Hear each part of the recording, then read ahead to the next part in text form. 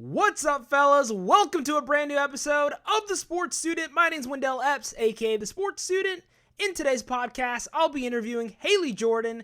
Haley currently works as a CBS Sports Reporter at WIFR in Rockford, Illinois. And in this podcast, Haley will talk about her experiences working as a sports reporter and also provide some very valuable advice on how to get started in the sports media industry. So sit back, relax, enjoy the podcast, and without further ado, this is a sports student interview with Haley Jordan.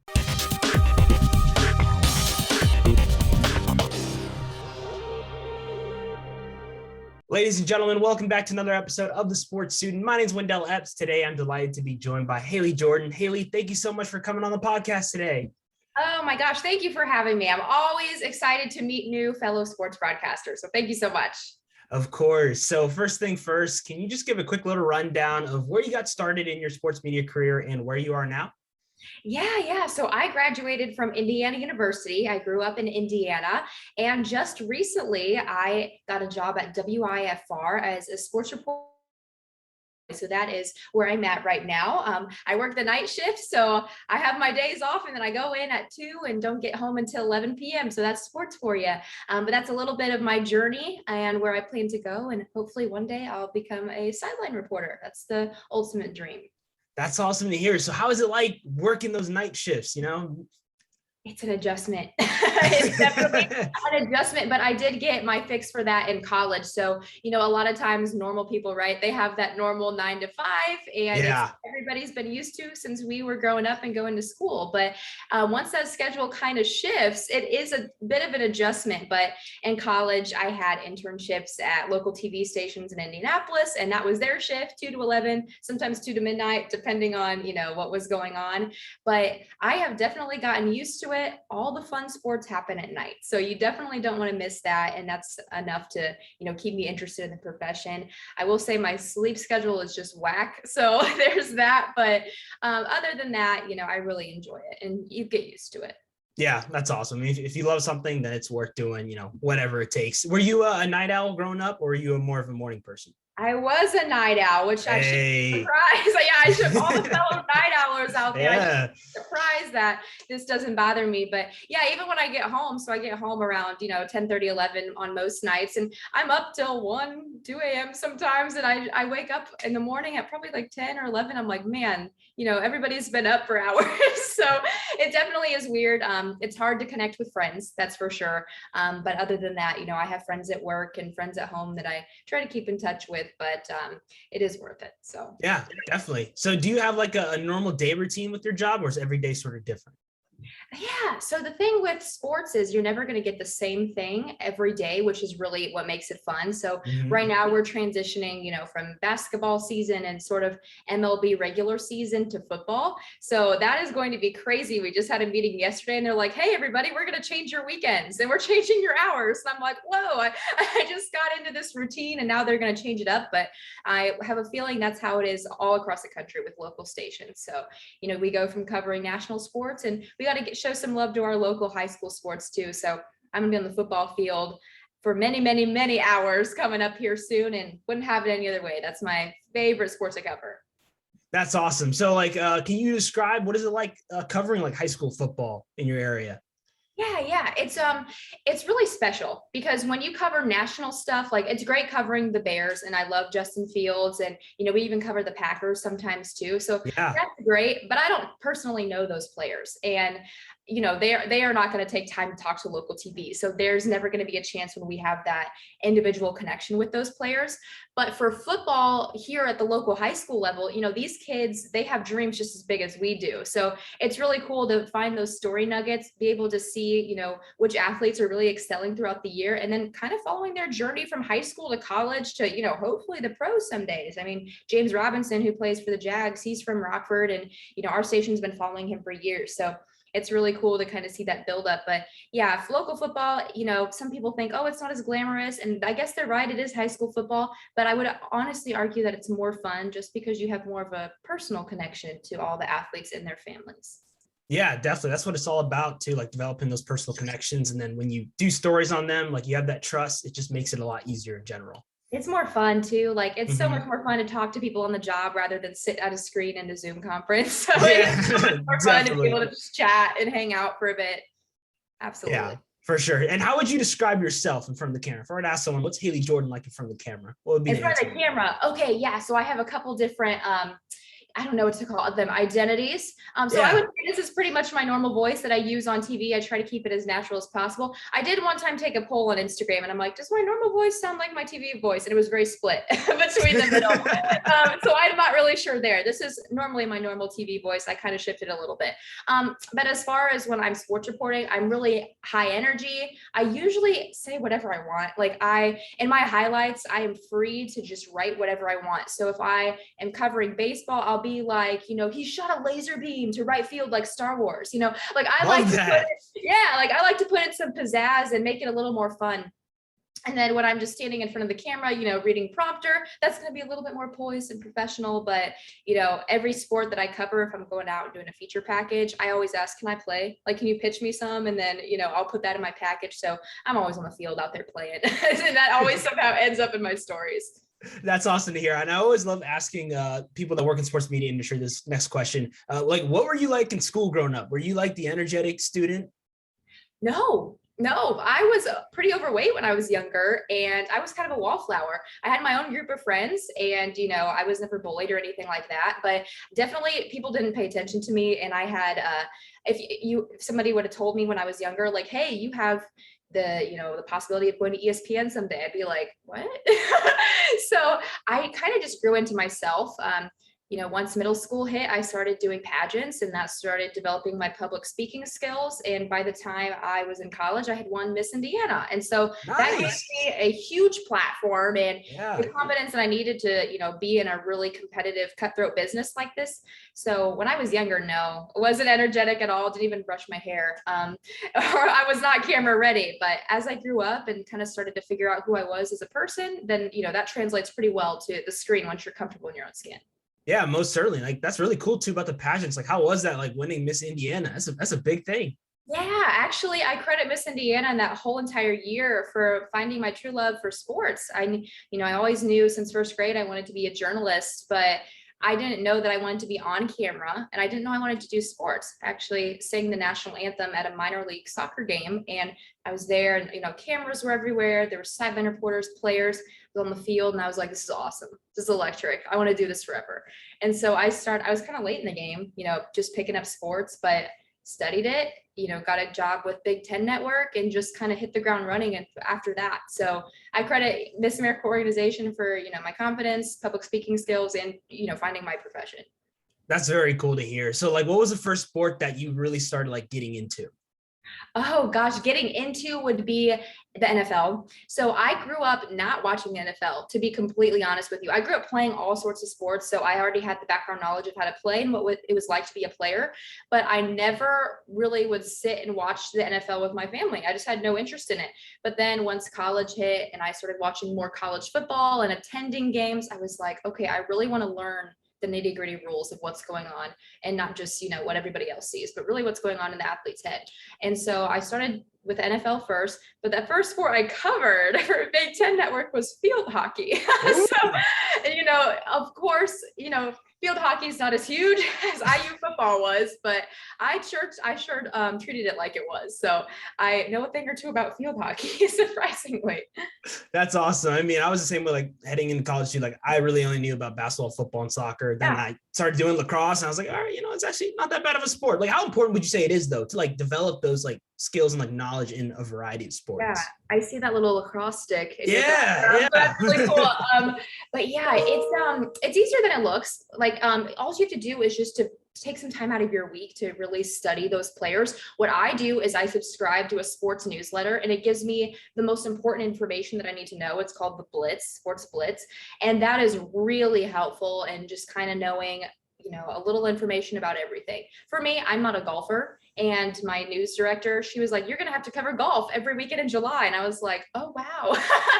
So, I started watching PGA tours and like all these tournaments. And then by the time you watch a couple, you're already an expert. And I'll be out on the golf course tomorrow and I have no issues going out there and shooting, writing. So it just really takes practice, and it's not as intimidating as it looks.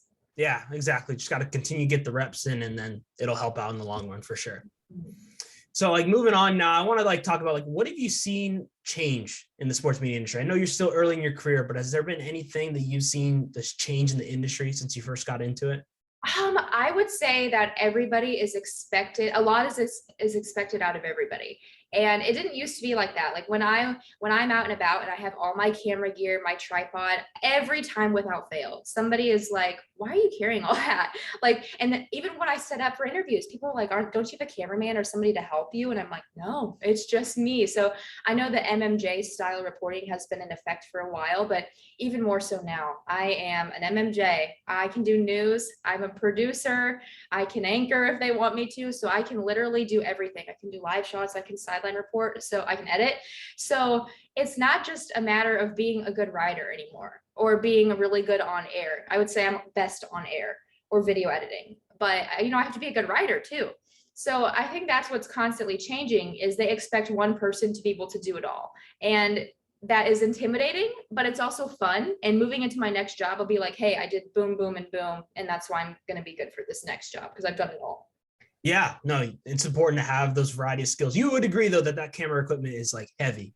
Oh my gosh. Yeah. And even for the strongest of people, I'm sure you're stronger than me. And oh my gosh, I'll be carrying it around, I'll be sweating. And I use it as my gym time. I don't know if you feel the same. No, yeah, seriously. Yeah, that's like my unofficial workout of the day whenever I have to carry that equipment. It's so true. Yeah. So relatable. Yeah, it's crazy. But I'm curious to know, like, because social media too, it's also taken over the industry like dramatically. For you, what are your thoughts on social media? What's your favorite social media platform, and what's your least favorite? My personal favorite is Instagram, and I don't really have much of a sports presence on there. I have a decent following, but I'm trying to go into the transition of making that more of a sports account. But the account that I find is the most prevalent among sports reporters and just reporters across the board is Twitter. So that's something that I'm sure you feel the same way. That's something I've really put my effort into is to build my following up there. Unfortunately, the blue check mark's important when you're a reporter because people see it and they're like, okay, that adds a stamp of credibility to your work. So just applied for it. Normally, wouldn't be chasing a check mark, but I want people to see me as a credible journalist, and hopefully I can continue to build my following. It's kind of a mountain you're climbing to get people to follow you. Like, hey, come on, I'm a good sports reporter, follow me. So it takes a while, that's for sure. Yeah, definitely. So it's all about that check mark. I mean, it just adds, it's like that cherry on top. So it does. And like all mental health experts are like, oh, get off social media. And I'm like, I wish we could. Yeah. No, it's hard. It's hard. It's social media. It's just such a big thing now, and you can just like find like so many jobs too, like from social media, just like network and all that good stuff. So it's crazy. Absolutely. Like you found me on LinkedIn. Like, hey, now we have a connection. So yeah, you're right. Like it can be such a positive thing. And like, that's the way we can spread our work around, and, we'll be connected forever now through Twitter or Instagram or whatever platform. And that's always a really big bonus to meet people in the industry too. So it's not all like tears and sadness. Yeah, there's definitely some positive vibes to it for sure. So like, do you remember the first ever like live hit you did in front of the camera? Yes, actually, this is perfect because the Olympics are going on. My first ever live hit for Big Ten Network, I was interviewing Lily King. And I remember having the mic, and it is so, as you know, it is so intimidating to stare into that black dot for the first time. And I'm with an Olympian, and I'm like a nobody. And I'm like, how did you feel? I asked her the most basic question, and she was great. She knows how to do interviews. So she, really gave me some great responses, and I didn't stumble or mess up, but yeah, I asked her some really crappy questions, just like those basic, like, what were you feeling like in this moment? But I look back on that interview and I cherish it because, I see how far I've come now, and yeah, I still mess up now, but it's really cool to say, my first interview ever, even though it wasn't that good, it was an Olympian. So, and she's doing well. Exactly. Yeah. I mean, that's a memorable interview. Some people I'll ask that question to, they'll be like, I don't want to remember my first interview I ever did, So I'm glad you're able to still like cherish that moment. Because we all know our first like live hit, it's not going to be the best hit of our career. No. Like it's the first one. So yeah. But like for you, how have you mentioned like you just see the difference between then and like now. What would you say is like your greatest improvement, like overall from the beginning of your career to now? being less nervous and more comfortable on camera, but I don't want anyone to think that I don't mess up anymore, because I still mess up. I allow myself a few mess ups at a sportscast, honestly, because it is so unrealistic to be able to talk flawlessly, even in just everyday life. Like, you can see me, even kind of stutter when we're just shooting the breeze here. And so I think when I was in college, I always was like, I have to talk flawlessly. I have to have a perfect sportscast, or else I'm a terrible sportscaster. And once I started getting into my job and I talk every day on camera for a living, and I realized that is completely unrealistic, once I threw that out the window and I'm like, hey, it's okay if I miss a word or two, then my sportscast got so much better, because I wasn't losing sleep over it. I wasn't worried. Even hearing the anchors sometimes trip up over like a word or something, I was like, okay, so these guys do it too. So that's my best advice. And that's what I've improved upon the most, is just kind of relaxing and just being like, I'm not perfect. I can't talk flawless English every single sentence. And that's really helped me as a sportscaster. Yeah, definitely. That's awesome. Can you speak any other languages? Yeah, I speak Spanish as well. Oh, nice. Yeah. So I haven't really had to use it much, but my next market, I'm hoping for it to be Florida. So I'll have to utilize it a lot more down there, and hoping, that it comes in handy when I'm shooting soccer or some of those sports that, have a really big Latino following. Yeah. So I hope so. Yeah, I haven't really had to use it much in Illinois yet. Yeah, definitely. No, I'm half Peruvian, so I been practicing my Spanish, and like I kind of like on the same thing, like too, like Florida, like soccer, with like Univision or whatever, Yeah. So yeah. I bet you were a soccer player. I played a little bit of soccer growing up. Basketball was my main sport, though. Basketball. Yeah. Okay, basketball and soccer soccer's so slept on. I love Yeah, soccer. Like, no, oh me my too. Me gosh. too. I Yeah, love announcing soccer. That was the first game I ever announced. It was a women's soccer game at my school. really. Oh, Yeah. that's special. Yeah, it's Yeah. I feel like, I mean, it is the most popular sport in the world, but I feel like people in the US still haven't come around to it yet. It's always going to be NFL, but that's really cool that you have a passion for soccer too, because I love it. Every time there's a soccer story, I'm like, pick me. Exactly. Yeah. Soccer's a great sport. And like, the MLS has been around for a long time, but now you have like the National Women's Soccer League too, which is like amazing. So like for you, with like women's and like sport media kind of thing, what have been some things that you've like noticed with the trend in that, and like where do you see it kind of going off in the next 5 to 10 years? Yeah, what was great is I was super naive in college, which was great. I'm glad I was, because I was confident in my ability, and I thought, oh, I could probably get a job, pretty easily. So, that is not the case a lot of times for women, because we still are up and coming in the sports industry. Not everybody's an Erin Andrews, and it's a male dominated industry, and that's the fact, unfortunately. But I'm glad I had that kind of childlike, naive mentality for a while, because it gave me the confidence to apply for really big jobs. But I am starting to see a trend where women are more represented in sports. For example, even just myself at my station, I work with men. That's it. It's me and 2 boys in my sports department, and they treat me so well. Sometimes when I kind of snapped out of being naive, I was like, I hope I'm accepted in these new markets. And yeah, the 2 guys in my department, they, include me in everything. They treat me like everything. They tell me that I'm doing a good job. They tell me what I need to fix. And so I feel very much so treated as an equal. And I would hope that's the case for a lot of women, but I know it's not, unfortunately. So I think it's only going to get better with years to come. And, it's really great. Like, you're having females on your show. So that's really awesome to, Exactly. give us some noise. So yeah, we know what we're talking about too. So it's really great to see it evolve though, because, back then there weren't too many women. So I've seen more and more women, and I'm like, whoa, that's exciting. Right. Yeah. No, and I have as well. Like, I mean, you're one of them. I mean, it's just like amazing. Like, there's just so many talented women in the sports media industry, and I feel like there's a lot of them who just need like more recognition because they're so talented. Yeah, they just need to come out of their shell and get someone to take a chance on them, and that's all really anybody needs in this industry. It's just somebody to say yes. Yeah, definitely. And like you going to Indiana, I want to know like what made you want to go there in the first place? Yeah, so I'm from a town in Indiana called Pittsboro, population 2,000, not very big. I graduated with like 130 kids, so I knew that if I wanted to make a name for myself in broadcasting, that I was going to have to go to a D1 university. And so I only applied to a few schools, but I had every intention of going to IU since middle school.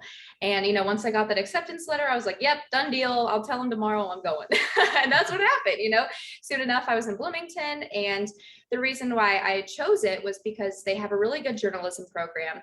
And, without even knowing I wanted to do sports, I just fell right into it. We have a partnership with Big Ten Network. And so I was able to work for them throughout college and just get experience in everything. Like I had a writing internship.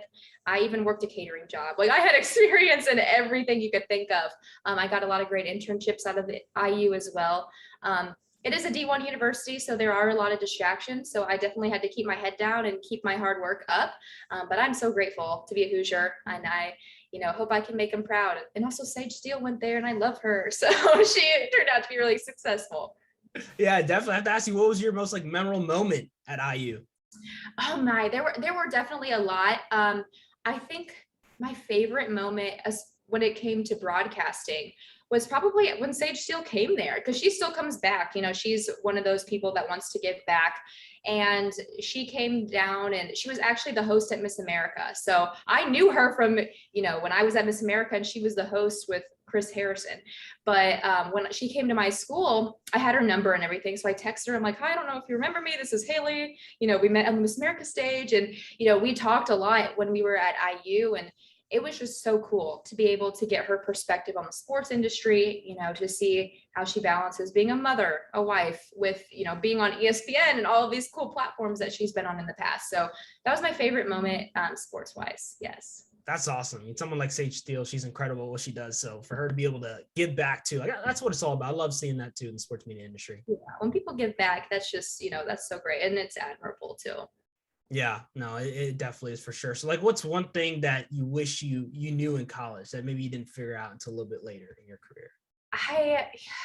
I always say that I wish I would have got started early, because I could have, been a little bit more ahead of the game and been a little bit more knowledgeable. There's some days where I still feel like I'm playing catch up, because like I said, I didn't start, watching all the major sports until college.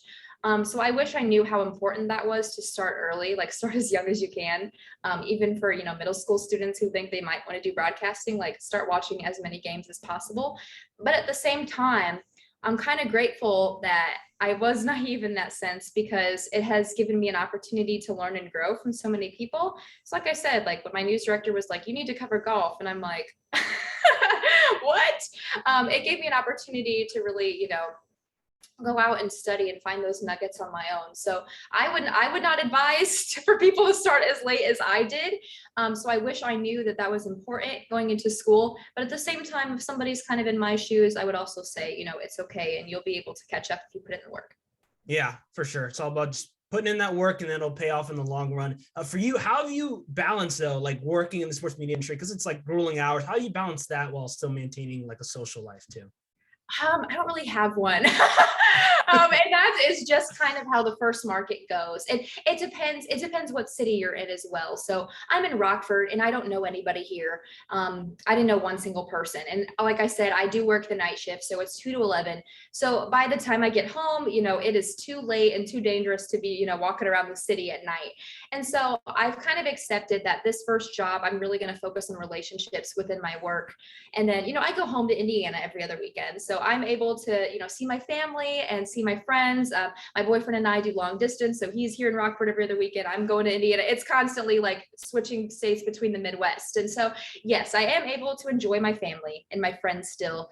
But I will say, yes, I am lacking a social life. And that's just something you kind of have to give up every once in a while. But in my next market, I think that I'll be able to have time for a little more Haley time. Yeah, definitely. And so you talked a little bit about it earlier in the podcast, but what's the end goal for you ultimately in the sports media industry? Yeah, I'm still figuring that out, but I would love to be a sideline reporter. That has always been awesome. My passion. Tracy Wolfson of CBS Sports is my favorite. I met her at March Madness, and she was amazing. But that's something that I really would like to do. I do like being creative and putting together packages and bow shots and that kind of thing. But at the same time, I don't think I'd be happy doing that forever on a computer every single day. And I think a lot of local news sports reporters can, speak to that. So I want to be out there, covering the big leagues. And I think that's what everybody says. But even if I was in studio at a network, that would be really cool. But wherever I go, it's God's plan. And I'm just excited to see where it takes me, hoping Florida is my next market. Hey, that would be awesome. And you've already done incredible things, and I mean, I've seen your work. You're very talented, so it's gonna happen. It's gonna happen for sure. Thank you so much. All right, Haley. Well, I want to go ahead and I want to end this interview asking you some rapid fire questions. If you're up for it, all right, let's do it. If you could have any superpower, what would it be? To be invisible. That way, I could, oh gosh, I answered that so quick. Wow. It's almost like I thought it's rapid fire. That's what. To be invisible. Yeah. Just to kind of be a fly on the wall in certain situations, be the first to break news. Well, then I would have to find a credible source to be able to break the news, but whatever. Yeah. Being invisible would be really cool. A close second would be being super fast so I could run in the Olympics. Oh yeah. Awesome. Those are good powers for sure. What's one food you can't live without? Peanut butter and jellies. I have eaten peanut butter and jellies since middle school, and I used to eat 2 a day. So that's my favorite food, and it's my superfood that gets me through. Very cool. Sticking with food, what's one food that you just cannot eat? You don't like it? Tomatoes. I hate tomatoes. Love ketchup. Hate where it comes from. What's one city that you have never been to in your life, but you'd like to visit at some point in the near future? Oh, a city. Kansas City. Nice. Kansas City. I love the Chiefs. Love them. Love Patrick Mahomes, and that's like a very basic city, like close to the Midwest. But I really would like to go to Arizona. Yeah, that's fantastic. What was your favorite and least favorite subject in school growing up? Favorite subject was easily English or public speaking. Least favorite subject was definitely chemistry. I do not have a mathematician's brain, and I have never used it a day in my life. Describe yourself using just one word. Bubbly. Very cool. What's your favorite quote of all time? My favorite quote of all time. Let's see. I would probably use a Bible verse. That counts as a quote. Isaiah 1:10, do not be afraid, for I'm with you. I'm an anxious person, always have been. And that quote, just kind of brings me back down to earth, like realizing, okay, there's a higher power working over me and always watching over me. And I carry that with me through everything. It's applicable to every single situation I've ever had. Yeah, most definitely. That's awesome. What's your biggest pet peeve? Biggest pet peeve. Oh, you know what? Right now, currently, is that there's construction above my head every morning at 8 a.m. and after working the night shift. So I'm just laying there peacefully in my dreams, and then I hear drilling for the next hour. So that's been a really big pet peeve of mine, but whatever. I don't know. Who needs sleep anyways, right?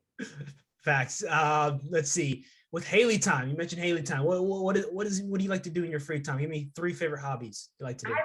I love anything in nature. So I really like being on the river, like canoeing or boating. I also really like to run and exercise. I don't get to do a lot of that here in Rockford. I try to find time every once in a while. Carrying the camera, like you said, is a bit exercise, but running. And then also very basic, but just spending time with friends in any capacity. So I'm a foodie, so I love going to restaurants and trying new foods. So even if it's just inviting a group of friends to like a new restaurant downtown, like that's one of my favorite things to do is eat.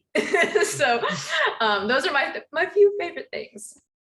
And a couple more for you. You mentioned restaurants. What's your favorite restaurant in that area?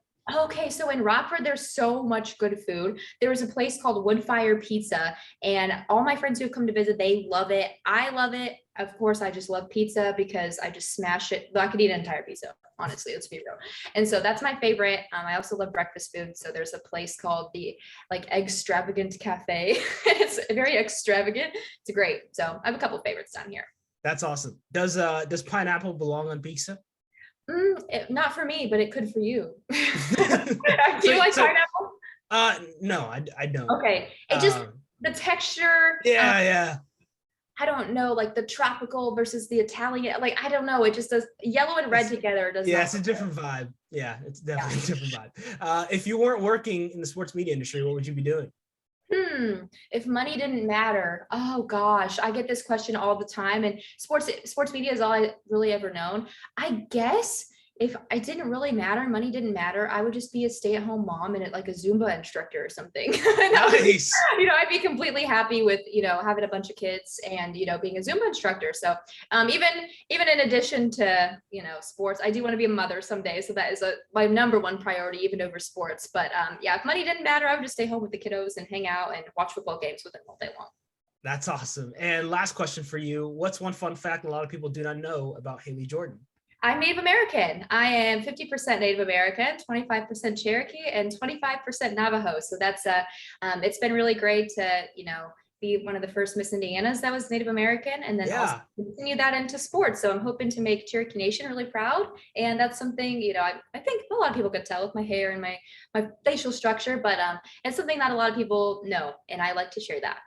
That's fantastic. All right, Haley. Well, thank you so much again for coming on the podcast today. I really appreciate it. I mean, you've done incredible things. Just keep up the great work. Sky's the limit for you. But again, just thank you for coming on. Really thank you so much. Great questions. I really enjoyed it. Thank you so much for, wanting to get to know me and for featuring me. So I appreciate it. And good luck to you. You have a great voice and, great interview skills already. So congrats to you for that. Thank you. I really appreciate that. And if they want to find you on social media, where can they find you? Yeah, on Instagram, it's TV Haley Jordan, and on Twitter, it's Haley Jordan TV. So kind of a flip flop there. Haley Jordan on most things, even on TikTok. So that's where they can find me. Okay, awesome. Thank you again for coming on, Haley. Thank you so much. All right, fellas, so that was a sports student interview with Haley Jordan. Another big shout out to Haley for coming on the podcast today. She was an absolutely incredible guest to have, and I cannot wait to see what she does in the sports media industry down the line. She's going to do such big things. I already know it. But that'll do it for today's podcast. If you guys enjoyed it, make sure you guys leave a like, comment, subscribe, share this podcast to whoever you know, and turn on those post notifications so you do not miss a single brand new episode of a sports student interview. But that'll do it for today's podcast, and I will see you guys in my next one. All right, y'all, take care. Sports student signing out. Peace.